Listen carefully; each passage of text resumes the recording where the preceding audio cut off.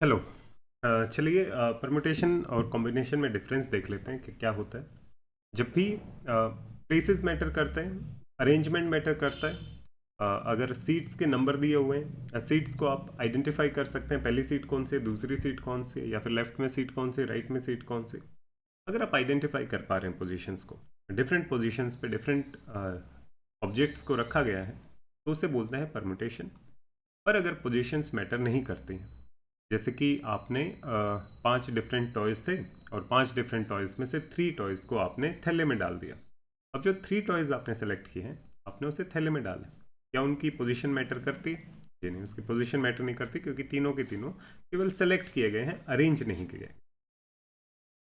अगर चीज़ों को अरेंज किया जाता है तो परम्यूटेशन उसे बोला जाता है। चीज़ों को अगर अरेंज नहीं किया गया, केवल सेलेक्ट किया गया, तो उसे कॉम्बिनेशन बोला जाता है। परम्यूटेशन के क्वेश्चन में आपको वर्ड्स सुनाई देंगे, number of ways to arrange, number of 7 things are placed let us say in a रो। तो किसी ऑर्डर में अगर प्लेस किया गया, तब वहाँ पे परम्यूटेशन लगेगा। जिन क्वेश्चंस में आपको सिलेक्ट या चूज वर्ड सुनाई देंगे, जैसे कि number of ways to select 10 players out of 15 players, वहाँ पर कॉम्बिनेशन यूज होगा।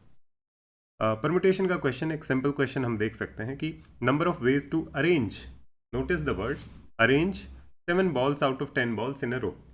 एक रो में 10 बॉल्स में से 7 बॉल्स को चूज करना है, उन्हें अरेंज करना है। तो ये परमुटेशन का क्वेश्चन है।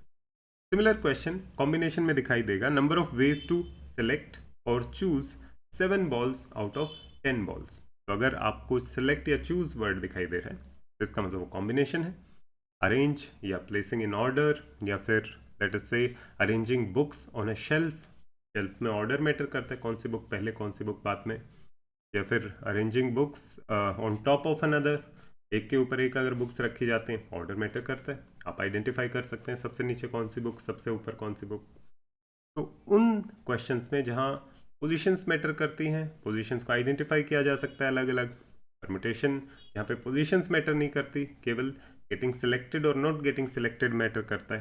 कॉम्बिनेशन, ये सबसे बेसिक डिफरेंस है परमुटेशन और कॉम्बिनेशन का। परमुटेशन और कॉम्बिनेशन में लिंक क्या होता है? लिंक ये होता है, उसका फॉर्मूला ये होता है। परमुटेशन का फॉर्मूला जो एन पी आर हम लिखते हैं, that is equal to N C R into R factorial. इसमें एन सी आर क्या है? जैसे परमुटेशन का साइन होता है पी, ऐसे ही कॉम्बिनेशन का साइन होता है सी। परमुटेशन का मतलब होता है एन डिफरेंट ऑब्जेक्ट्स में से आर डिफरेंट ऑब्जेक्ट्स को पहले सेलेक्ट किया गया है और उसके बाद उन्हें अरेंज किया गया है। तो एन ऑब्जेक्ट्स में से पहले आर ऑब्जेक्ट्स को सेलेक्ट किया गया है और फिर उन आर ऑब्जेक्ट्स को अरेंज किया गया है। परमुटेशन का मतलब क्या है? रिपीट करो। सेलेक्ट किया गया है कितना?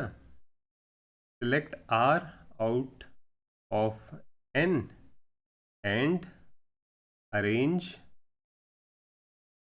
Those R objects. तो इसका मतलब, जब हम आर ऑब्जेक्ट्स को अरेंज कर रहे हैं आउट ऑफ एन ऑब्जेक्ट्स, तो जो सिलेक्शन वाला काम है वो तो ऑटोमेटिकली उसके अंदर ऑलरेडी हो रहा था।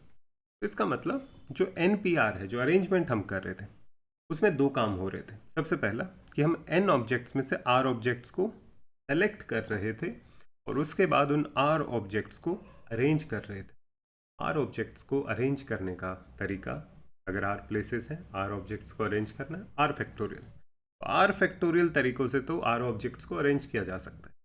तो सिलेक्ट कितने तरीकों से किया जा सकता है? आप यहाँ से इसका फॉर्मूला लिख सकते हैं, N P R divided by R factorial is equal to N C R. यहाँ से फॉर्मूला आता है कॉम्बिनेशन का, बिकॉज परमुटेशन के अंदर ऑटोमेटिकली कॉम्बिनेशन इंक्लूडेड होता है। जब आप आर ऑब्जेक्ट्स को अरेंज कर रहे हैं, तो पहले एन में से आर ऑब्जेक्ट्स को आपको सेलेक्ट करना पड़ेगा, फिर आर ऑब्जेक्ट्स को आप अरेंज करोगे। आर ऑब्जेक्ट्स को अरेंज, आर ऑब्जेक्ट्स को सेलेक्ट। तो सिलेक्शन का formula permutation divided by R factorial हो जाता है। तो अगर इसको हम थोड़ा सा साफ लिखें, एन पी आर का मीनिंग होता है N factorial divided by N minus R factorial. हमने देखा N P R divided by R factorial बन जाता है N C R, N factorial divided by N minus R factorial divided by R factorial is equal to N C R. N C R का meaning क्या हुआ? Selecting R objects out of n objects, selecting r objects out of n objects। तो NCR का meaning ये होता है, formula उसका n factorial by n minus R factorial divided by r factorial होता है। इसमें एक छोटी सी चीज़ और हम ऐड कर लेते हैं, क्योंकि अब हमें पता चल गया है NCR का फॉर्मूला है n factorial divided by n minus R factorial into R factorial. तो यहाँ पर एक बहुत ही मज़ेदार चीज़ होती है, आप अगर n माइनस आर का फॉर्मूला देखेंगे वो भी सिमिलर ही आएगा। देखो n factorial divided by n minus R, ऊपर वाले नंबर में से नीचे वाला नंबर हम सब्ट्रैक्ट कर रहे हैं। ऊपर वाला नंबर कौन सा है? n, माइनस नीचे वाला नंबर कौन सा है? n minus R. तो ये हो गया n माइनस आर फैक्टोरियल वाला पार्ट।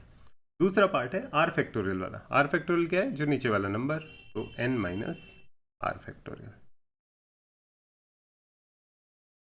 अगर हम इसको लिखेंगे तो ये बन जाएगा n factorial divided by n minus n, ये तो कट जाएगा, ये बचेगा r factorial into n minus r factorial. ये तो सेम बात है, n factorial by n minus r factorial into r factorial, n factorial divided by n minus r factorial into r factorial, मतलब NCR के equal. तो जो NCR होता है वो NC n माइनस r के इक्वल होता है, और ये प्रॉपर्टी कॉम्बिनेशन की बहुत ही ज़्यादा इंपॉर्टेंट है, बहुत ज़्यादा यूज़ होती है, one of the most important property. इसके अलावा एक और होती है, हम इस और वीडियो में कवर करेंगे, पर ये प्रॉपर्टी कॉम्बिनेशन की सबसे इंपॉर्टेंट है। NCR is equal to NC n minus are.